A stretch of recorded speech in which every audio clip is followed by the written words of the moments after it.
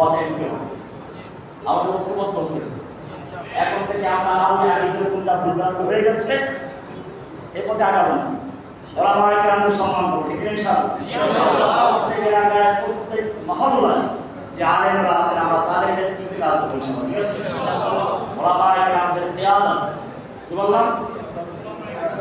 যে কোনো আন্দোলন সফল তিনটা জিনিস, কয়টা জিনিস? এক নম্বর কিয়াদতুল উলামা, বলছি ওলামাদের নেতৃত্ব, ওলামাদের নেতৃত্ব। আর দুই নম্বরে যুবকদের রক্ত, রক্ত এবং শ্রম।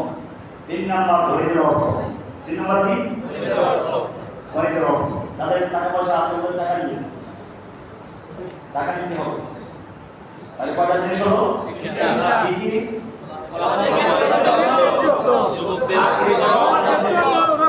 আগে যে পারেন আপনারা গিয়ে খেলিয়ে তুলেছেন, তাদের ভুল ধরেছেন, এখন করবেন এটা?